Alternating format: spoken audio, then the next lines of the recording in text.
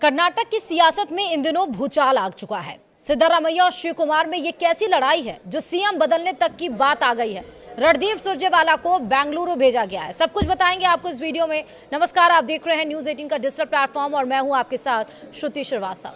कर्नाटक कांग्रेस में अंदरूनी कलह अब खुलकर सामने आ गई है। मुख्यमंत्री सिद्धारमैया और उप मुख्यमंत्री डीके शिव कुमार के बीच चल रही राजनीतिक खींचतान अब राज्य में नेतृत्व परिवर्तन का अटकलों तक पहुंच गई है।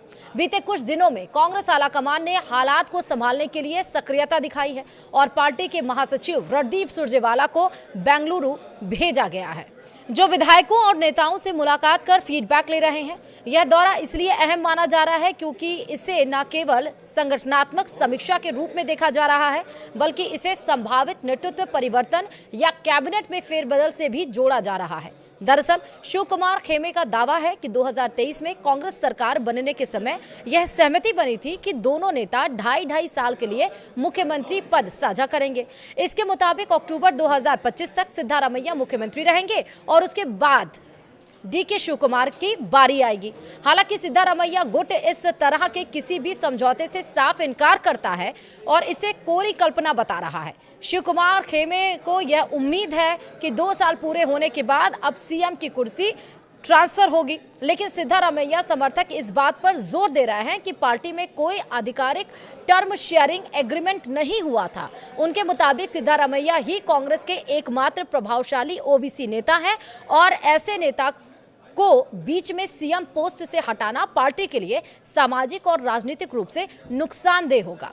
पार्टी हाल ही में ओबीसी सलाहकार परिषद भी बना चुकी है, जिसकी पहली बैठक 15 जुलाई को बेंगलुरु में प्रस्तावित है, जिसकी मेजबानी स्वयं सिद्धारमैया कर रहे हैं। रणदीप सुरजेवाला का दौरा ऐसे वक्त पर हो रहा है जब अंदर खाने असंतोष बढ़ रहा है। कुछ विधायक फंड आवंटन को लेकर भी खुले तौर पर नाराजगी जता चुके हैं। पार्टी हाईकमान इस बात से चिंतित है कि अगर इन नाराजियों का समय रहते नहीं सुलझाया गया तो इसका असर संगठन और सरकार दोनों पर पड़ सकता है।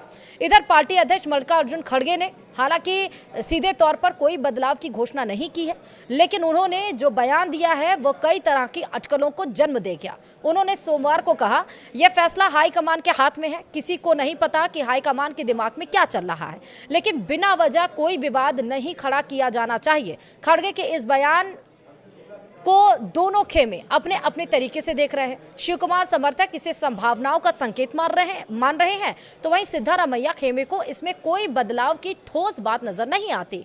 सुरजेवाला ये टटोल रहे हैं कि विधायकों का मन क्या है। हालांकि सुरजेवाला ने मीडिया से कहा है कि यह एक नियमित संगठनात्मक समीक्षा है, लेकिन उन्होंने खुद यह स्वीकार किया कि वह हर विधायक से अलग अलग मिलकर उनकी बात सुन रहे हैं, चाहे सरकार की 5 गारंटी योजना की प्रगति हो या फिर विकास कार्यों की समीक्षा हो या फिर संगठन की मजबूती की बात हो। इन सभी विषयों पर वह विधायक का मन टटोल रहे हैं। इन मुलाकातों का पार्टी के भीतर संभावित फेरबदल की जमीनी तैयार करने के रूप में भी देखा जा रहा है।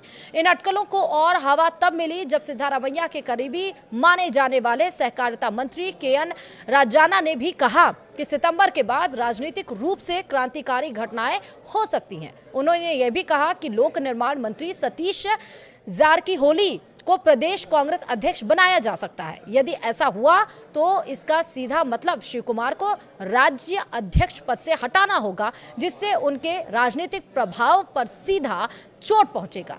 कर्नाटक कांग्रेस इस वक्त 2 स्पष्ट गुटों में बटी हुई है, एक जो सिद्धारमैया को मुख्यमंत्री बनाए रखने के पक्ष में है और दूसरा जो शिव कुमार को मौका दिए जाने की मांग कर रहा है। दोनों ही नेताओं की अपनी अपनी ताकत है। एक तरफ सामाजिक समीकरणों में सिद्धारमैया की पकड़ है तो दूसरी तरफ पार्टी संगठन और फंडिंग में शिव कुमार का वर्चस्व। इस लड़ाई का सबसे बड़ा असर 2024 के लोकसभा चुनाव में पार्टी को उठानी पड़ी थी, जब अपेक्षित प्रदर्शन नहीं हो पाया। अब जब बीएमसी चुनाव जैसे अहम नगरीय चुनाव सामने है और पार्टी को राष्ट्रीय स्तर पर खुद को एकजुट दिखाना है, कर्नाटक जैसी सत्ताधारी राज्य इकाई में अस्थिरता कांग्रेस के लिए भारी पड़ सकती है। फिलहाल पार्टी आलाकमान ने नेतृत्व परिवर्तन की अटकलों को खारिज किया है, लेकिन अंदरूनी हालात साफ तौर पर बताते हैं कि संघर्ष खत्म नहीं हुआ है। दोनों खेमे के बीच यह रस्साकशी आने वाले दिनों में या तो किसी समझौते की ओर जाएगी या फिर खुली बगावत तक पहुंच सकती है। सिद्धारमैया और श्री कुमार के बीच यह टकराव कांग्रेस के लिए एक कठिन परीक्षा बन गया है। अगर पार्टी इसे सही ढंग से नहीं संभालती तो यह कर्नाटक सरकार की स्थिरता को खतरे में डाल सकता है और राष्ट्रीय स्तर पर कांग्रेस की एकता की छवि को भी प्रभावित कर सकता है। इस राजनीतिक युद्ध का अंत क्या होगा, यह आने वाले महीनों में कांग्रेस नेतृत्व को कुशलता और दोनों नेताओं की परिपक्वता पर निर्भर करेगा। वीडियो में इतना ही। नमस्कार।